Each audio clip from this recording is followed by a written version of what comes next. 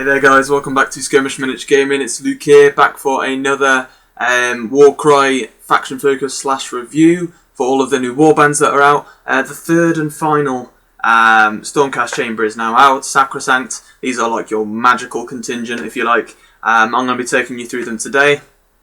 Interesting warband. I'll let you know my opinion at the end, because that makes sense. But if you want to check out all the other reviews on the channel, I have gone through most of the factions already that have been released for Warcry, and I've got the rest of them coming out over this next week. We've also released a heck ton of battle reports for all of the new factions. We've had a massive mix that have been coming out. Please do subscribe to the channel if you're new to get hold of all that new content for Warcry. It's probably the best place on YouTube at the moment for the amount of content we're putting out there. So please do subscribe and check out all the other content we've got going on. Throw a like on the video if you like this review.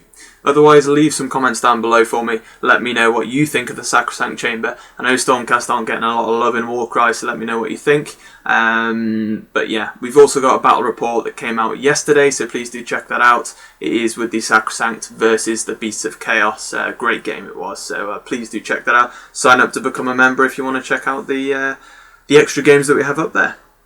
Otherwise, let's get into Sacrosanct Chamber because there's plenty to go through here. There's also a couple of errors in there that we need to discuss. How GW are misprinting cards that are so simple to do, I have no idea. But then we got the fighter types up above here, you should be able to see. The Evocators, these are like your generic wizards of the Sacrosanct Chamber and Stormcast Eternals, I suppose you could say. Most are dual wielding with a staff and a sword, but we'll go through that later on. Castigators are like these crossbows that fire almost like these missile potions and explode with magical goodness, essentially. So, but I'm sure people who know more about Stormcast than I do and the Sacrosanct Chamber from a fluff perspective will let you know in the link in the description, in the comment box below, about a bit more background to these fighters. You then have Sequiturs. They have a number of outfitted weapons. They're kind of like your more melee for the Sacrosanct Chamber. And you have the cool leader option, Lantern, at the bottom there as well, which is pretty cool. I'll go through that later. Otherwise, I believe we can go on to the abilities for the Sacrosanct Chamber for the Stormcast. So the generic double that any of the fighters can use is Channeled Empowerment. Until the end of this fighter's activation, add the value of this ability to the strength characteristic of the next attack action made by this fighter that has a range characteristic of 3 or less. You guys know by now what I think about these. Why is Stormcast getting a strength buff? That's all I'm going to say about that one. Moving on. Double for Summon Celestial Lightning. This is to use for the your wizards of the warband, if you like, your Harrys, your Hermiones. This is Summon Celestial Lightning. This is for the Evocators. So pick a visible enemy fighter within an inch of this fighter and roll a number of dice equal to the value of this ability. For each 4+, allocate 1 damage point to that enemy fighter. So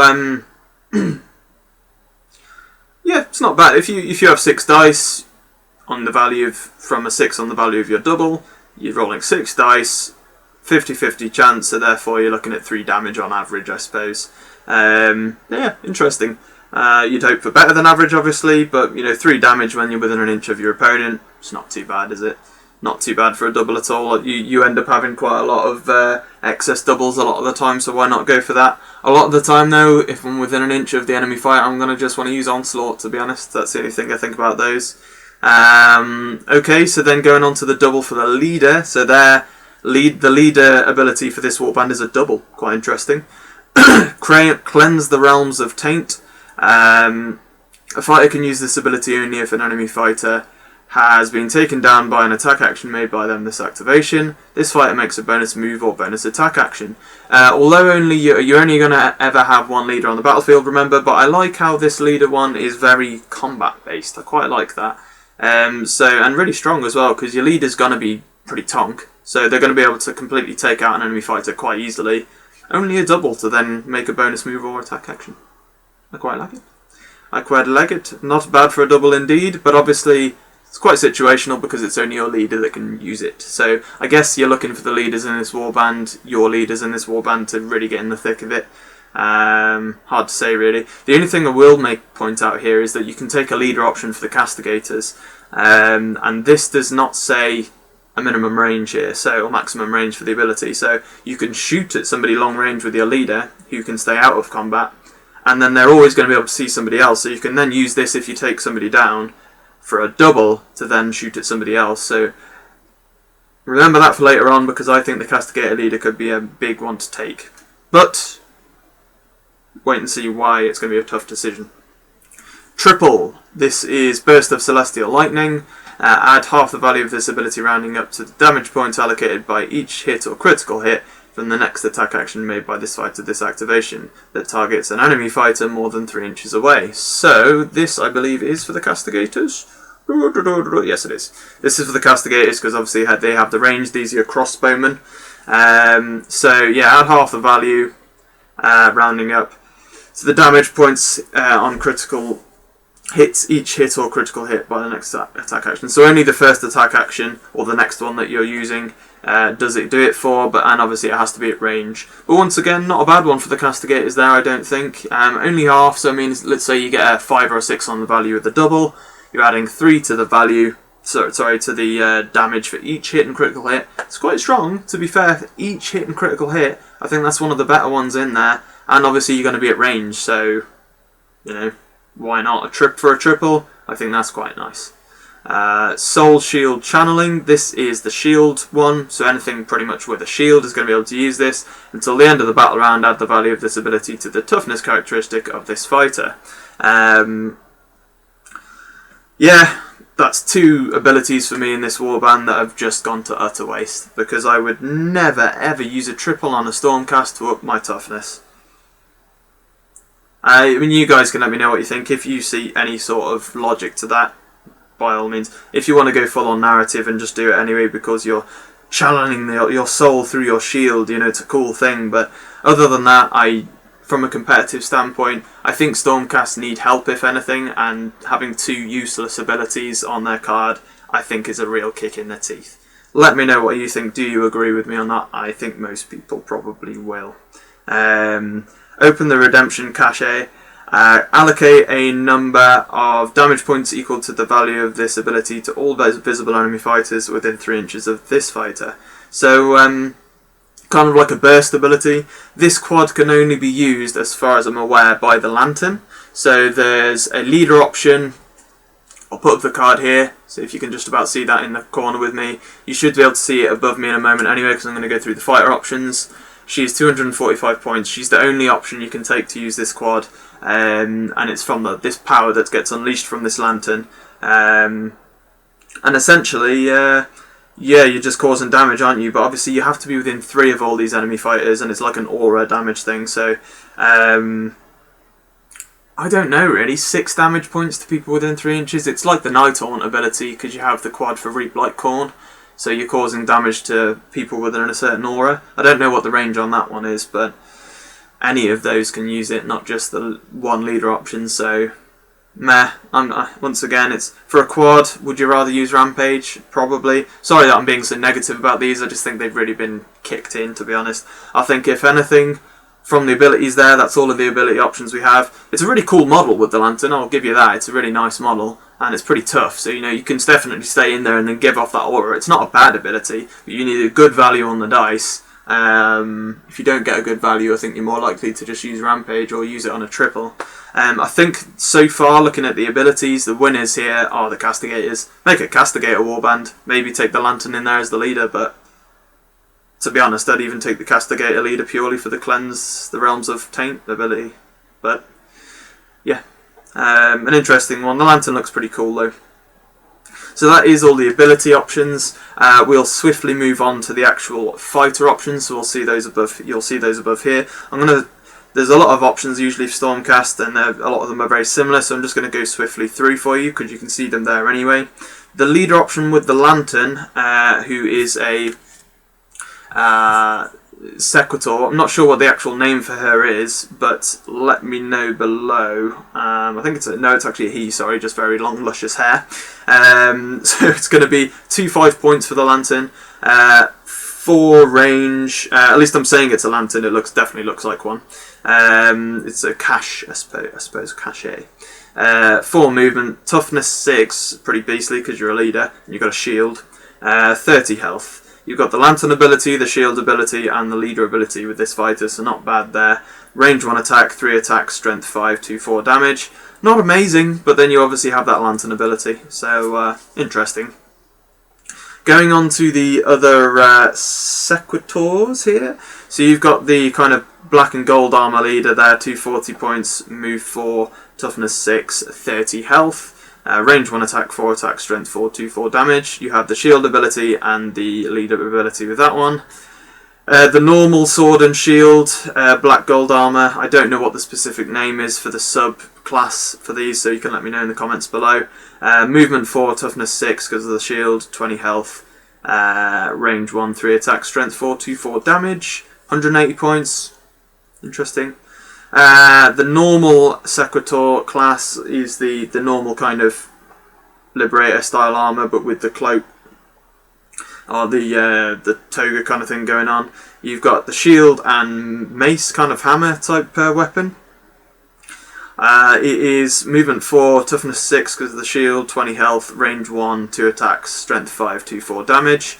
In my opinion, and it's just my opinion, don't take shields for Stormcast. They've already got good enough toughness without the shields. Most warbands you aren't going to need a shield against, and you're just trading in attacks and damage for useless stats really for Stormcast. I think you might as well just take no shield and take, like, for instance, the Dual Hammer. This guy's awesome. I used him in my bat rep, which you can check out after this game or beforehand if you possibly watched it already. He's awesome.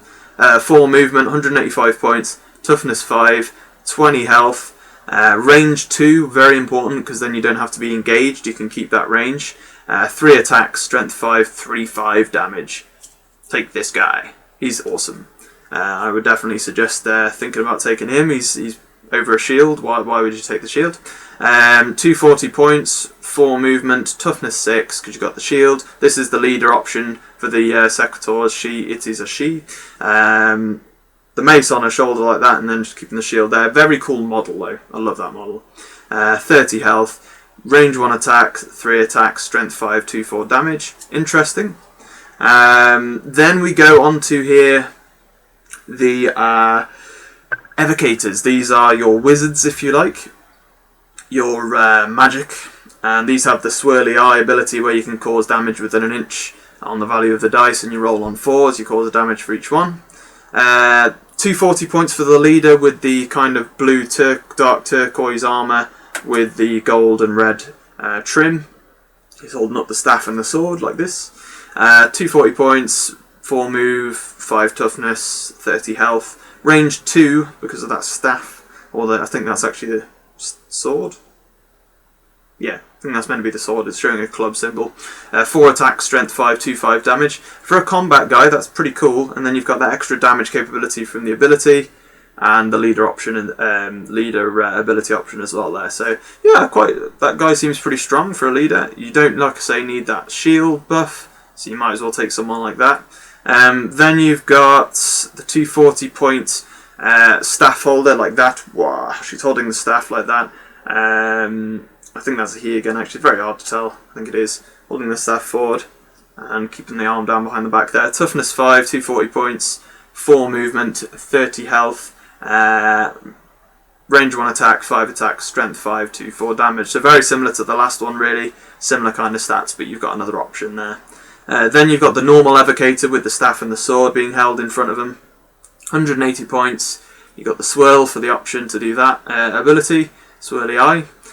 4 movement, toughness 5, 20 health, range 1, 4 attacks, strength 5, 2-4 damage. So once again, I think I'd probably take these evocators over the shield Sequiturs, and then maybe a dual hammer for the Sequiturs as well. But, you know, guys, it's down to you at the end of the day. 180 points for the dual wielding staff. Now this is interesting. It's not a leader option, it's a normal option in the dark turquoise armour again. 4 movement, toughness 5, 20 health.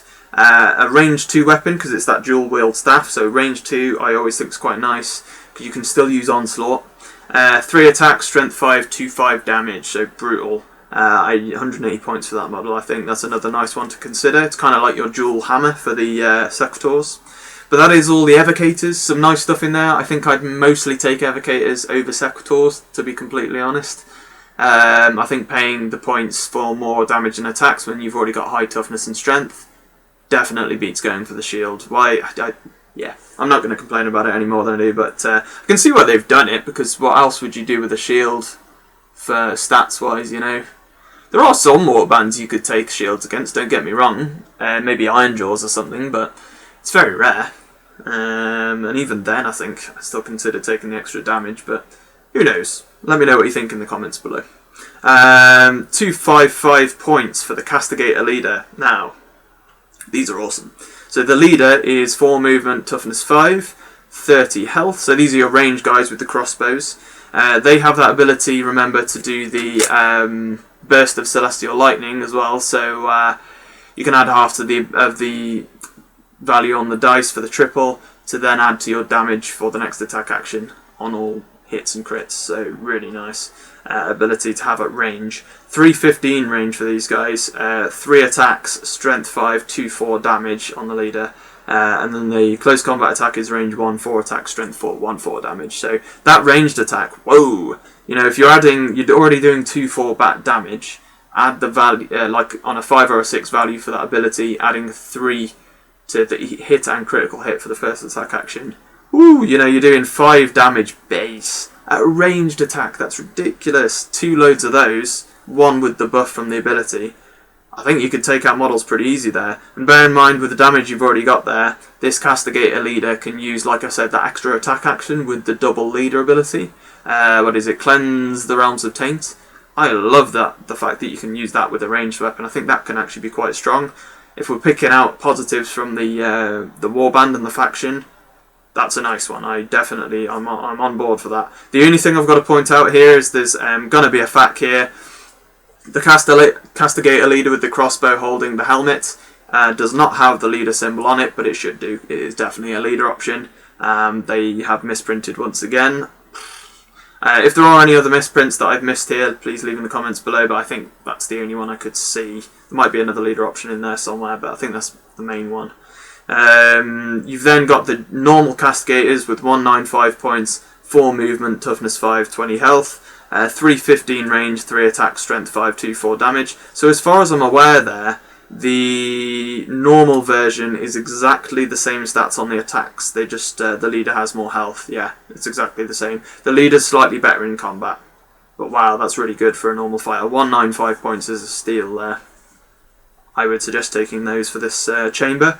Then the close range attack, you'd basically lose an attack over the leader, and that's it. So the leader option.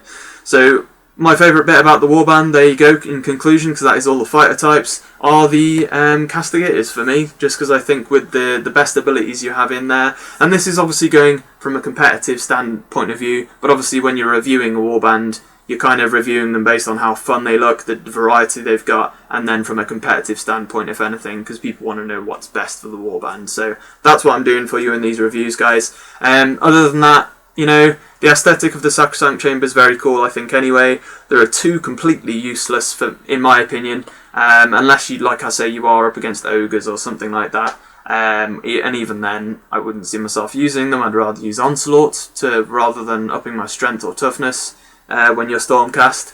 Yeah, but you guys know what I think about that. Leave comments below. Let me know what's your favourite part about the faction. I think a lot of people are going to be a bit upset that they once again, the Stormcast, like the Warrior Chamber, have been a bit let down, I think.